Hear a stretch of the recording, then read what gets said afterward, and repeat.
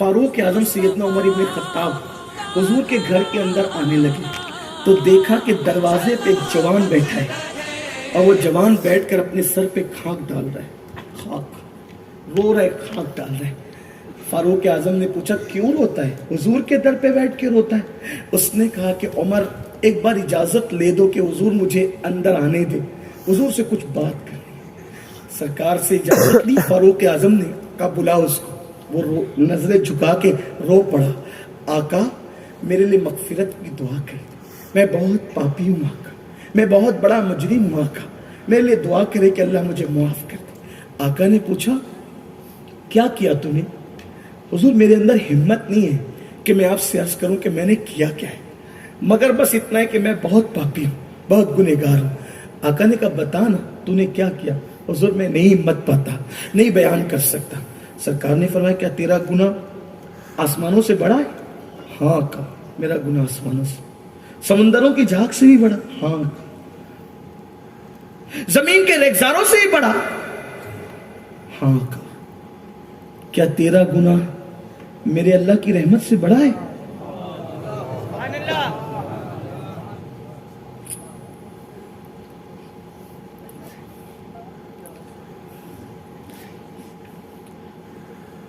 उसने कहा नहीं आका, मेरा गुनाह अल्लाह की रहमत से बड़ा नहीं, अल्लाह की रहमत बहुत वसी है, मेरा गुनाह अल्लाह की रहमत से बड़ा ना था ना है ना हो सकता।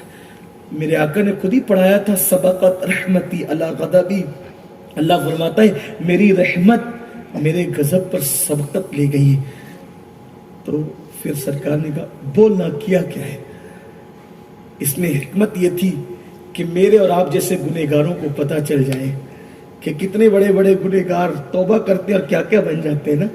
पूछा बता ना तूने किया क्या है? उसने इसकी आका मैं कफन चोर हूं, मैं कफन चोर हूं और मैंने 1000 लोगों के कफन चुराए जिंदगी में, लेकिन जब 1000वां कफन चुराने में कब्रिस्तान पहुंचा तो चूंकि बहुत मालदार घराने की लड़की थी, जब मैं कफन चुराने गया 1000वां कफन, तो मैंने जैसे ही मिट्टी हटाई और मैं कब्र में उतरा कफन चुराने के लिए, तो चूंकि चांद की दूधिया रोशनी कब्रिस्तान के सन्नाटे में कब्र के अंदर तक आ रही थी, जैसे ही मैंने कफन चुराया। उस दौर में लोग कफन चुराते थे क्योंकि कपड़े हाथ से बुने जाते, कपड़ों का बहुत शॉर्टेज होता था, बहुत किल्लत होती थी, तो कपड़े हाथ से बुनते थे लोग, कफन भी चोरी कर करके लोग बेचते थे। आज तो शायद ऐसा गुनाह दुनिया में नहीं रहा होगा क्योंकि मशीनों में कपड़े बनते हैं और बहुत बनते हैं। गरीबों और फकीरों के घर में भी तिजोरियां भरी होती है कपड़ों की, अब कौन कफन चुराएगा। लेकिन बहरहाल तो उसने कहा कि आका जब मैं कफन उधेड़ रहा था उसके जिस्म से और कफन लेके जब मैं जाने लगा तो उसके वजूद पे चांद की दूधिया रोशनी जब पड़ी तो वो नौजवान लड़की मुझे बहुत खूबसूरत लगी और मैंने उसको कब्र से निकाला और कब्र से निकाल के कब्रिस्तान के अंदर उस मुर्दा लड़की के साथ मैंने बदकारी की। अल्लाहु अकबर, नस्अलुल्लाह अल-अफ़्व वल आफ़िया। अल्लाह की खुफिया तदबीर से अल्लाह की पनाह। कब्रिस्तान में मुर्दा लड़की के साथ बदी, जब मैं बदी कर चुका, बदकारी कर चुका, वो लड़की जिंदा हो गई, उठ के खड़ी हो गई और उसने कहा अल्लाह तुझे हलाक करे, बर्बाद करे, तबाह करे, अल्लाह तुझे कहीं पना न दे, तुझे माफ न करे, तूने मुझे नापाक कर दिया, गंदा कर दिया, क्या मुंह लेकर इन मुर्दों के दरमियान में रहूंगी। मैं भागा, कफन छोड़ के मैं भागा, कब्र छोड़ के भागा। हुजूर अब मुझे कहीं चैन नहीं मिलता, अब मुझे कहीं सुकून नहीं, बिस्तर पे लेटता हूं तो उसकी सदाए बाज़गश्त मेरे कानों को तड़पाती है, मेरे दिल को तड़पाती है, मुझे बेचैन करती है। मेरी कौम के जवानों, कोई गलती ऐसी ना करना, कोई गुनाह को छोटा समझ के मत करना, क्योंकि ठोकर पहाड़ों से नहीं छोटे छोटे पत्थरों से लगा करती है। इसलिए कभी छोटा समझ के कोई गुनाह नहीं करना, पता नहीं अल्लाह नाराज किस पर हो जाए। उसने कहा हुजूर अब मुझे न चैन है, न करार है, न सुकून है आका, बस اب میں چاہتا ہوں کہ اللہ والا بن جاؤں, توبہ کر لوں. حضور دعا کریں اللہ مجھے معاف کرے. کہتے ہیں کہ جو جتنا بڑا علم والا ہوتا ہے اتنا زیادہ اللہ سے ڈرنے والا ہوتا ہے. علم جتنا ہوگا اتنا ہی اللہ کا خوف بھی ہوگا. اتنا یاد رکھنا, جو جتنا اللہ کا قریبی ہوگا وہ اتنا اللہ کا خوف رکھنے والا ہوگا. اب حضور سے بڑا عالم کائنات میں کوئی نہیں. وَعَلَّمَكَ مَا لَمْ تَكُنْ تَعْلَمْ وَكَانَ فَضْلُ اللَّهِ عَلَيْكَ عَظِيمًا. اے محبوب, ہم نے وہ سب کچھ آپ کو سکھا دیا جو آپ نہیں جانتے تھے. ہر ایک کسی نہ کسی کا شاگرد ہے, ہر ایک کسی نہ کسی کا شاگرد ہے. جو اللہ کا ڈائریکٹ بلا واسطہ شاگرد ہے اس کو محمد الرسول اللہ کہتے ہیں. قرآن ان کے علم کی سند یوں بیان کرتا ہے, الرحمن علم القرآن, کہ رحمان نے قرآن کا علم سکھایا انسانیت کی جان محمد الرسول اللہ. کوئی کہتا ہے میرے علم کا اندازہ لگاؤ کہ میں کتنے بڑے مدرسے میں پڑھا ہوں, میرا استاد کتنا بڑا ہے. میں کہتا ہوں میرے نبی کے علم کا اندازہ لگا کہ انہوں نے پڑھا کتنے بڑے استاد سے ہے. تو ایشیا کے بڑے مدرسے میں پڑھ کے آتا ہے تو علامۃ الدہر کہلاتا ہے, اور کوئی کہہ دے کہ مولانا کو فلاں مسئلہ معلوم نہیں تو تیرے دل کو چوٹ لگتی, میری توہین کر رہا ہے. ارے تو ایشیا کے بڑے مدرسے سے پڑھ کر آنے پر اگر کوئی تانا دے کہ مولانا کو فلاں مسئلہ معلوم نہیں تو تو اپنی توہین سمجھتا ہے.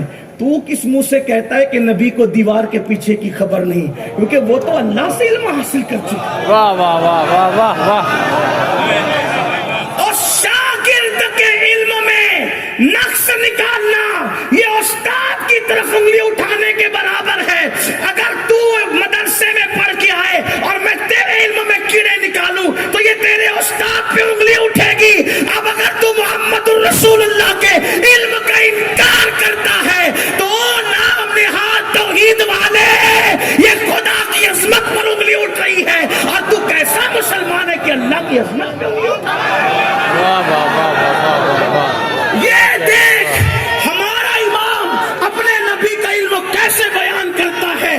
کہتے اور کوئی غیب کیا تم سے نہا ہو بلا, جب نہ خدا ہی چھپا تم پہ کروڑوں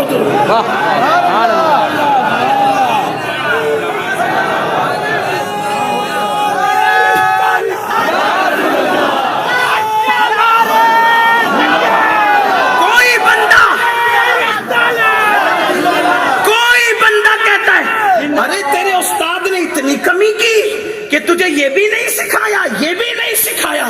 واللہ میرا رب فرما رہا ہے الرحمن علم القرآن, رحمان نے سکھایا.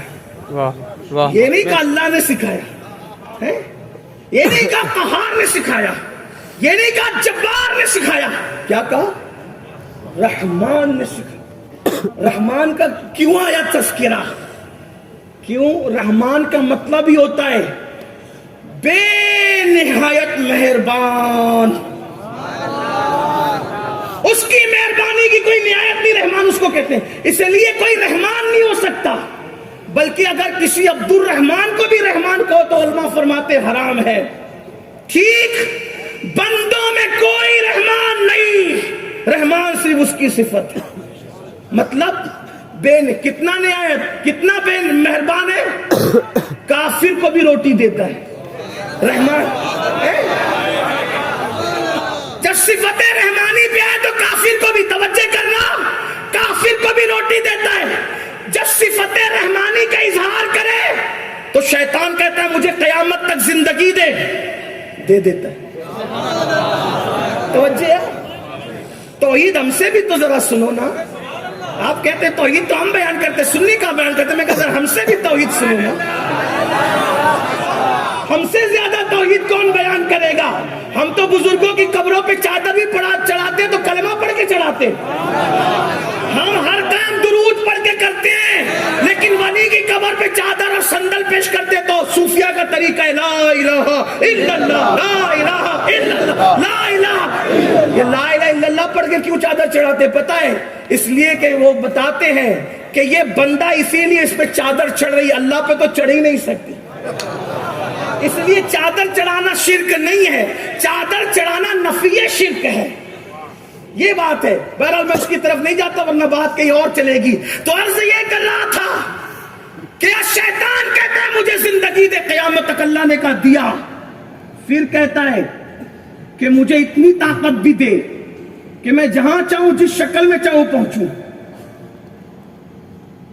یعنی اپنے الفاظ کے جامع میں اگر مجازن کہوں تو یہ بھی کہ وہ کہتا ہے کہ مجھے حاضر بھی رکھ اور ناظر بھی رکھ۔ اللہ نے فرمایا دیا۔ اسی لیے تو شیطان کو بہت علم دیا اللہ نے۔ مثال کے طور پہ آپ کے خضر پورہ کے اندر 12:12 پر اگر کوئی مر رہا ہے تو بیٹے کو فون کرنا پڑتا ہے کہ فلاں مر رہا ہے، لیکن شیطان کو کون اطلاع دیتا ہے کہ فلاں مر رہا ہے؟ کوئی اطلاع دیتا ہے اس کو؟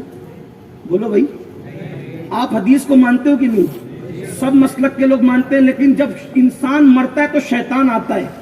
بولو آتا ہے کہ نہیں؟ بہکانے کے لیے آتا، بولتا ہے عیسائی ہو جائے یا یہودی ہو جائے۔ اس کو کس نے اطلاع دی؟ فرشتوں نے دی۔ کس نے دی؟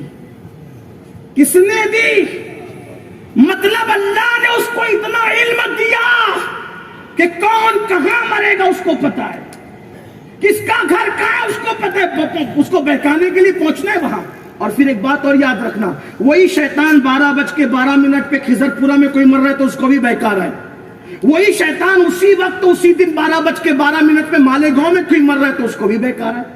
وہی شیطان ممبئی میں 12:12 پہ کوئی مر رہا ہے تو اس کو بھی بہکا رہا ہے۔ یا اللہ تو کیسا رحمان ہے؟ ایک شیطان، اس کو علم اتنا دے دیا، طاقت اتنی دے دی کہ ایک ہی وقت میں وہ کئی جگہ موجود ہے۔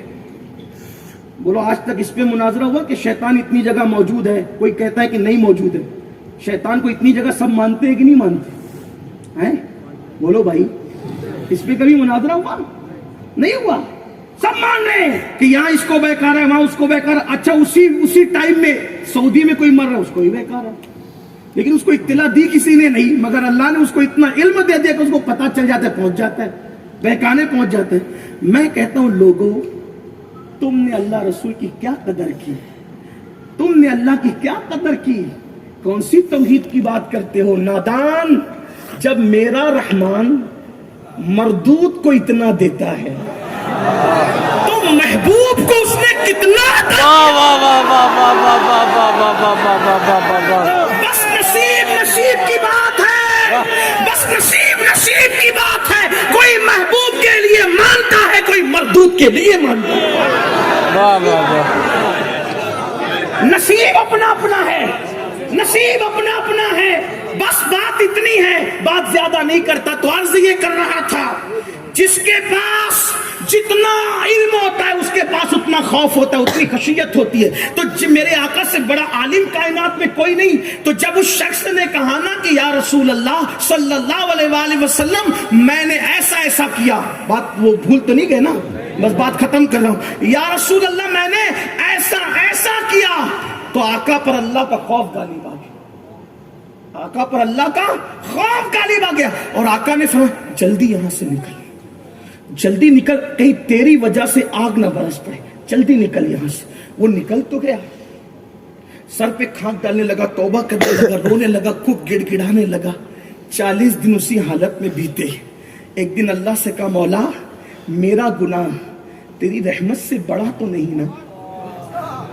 اور اگر میرا گناہ تیری رحمت سے بڑا ہو گیا ہے، اور ایسا تو ہے نہیں، لیکن پھر بھی اگر میرا گناہ تیری، تو پھر مجھے ایسا عذاب دے کہ نہ مجھ سے پہلے کسی کو دیا نہ میرے بعد کسی کو دینا، اور میرا گناہ تیری رحمت سے بڑا نہیں ہے اور ہرگز نہیں ہے، تو تیرے محبوب کو بتا دینا کہ تو نے مجھے معاف کر دیا۔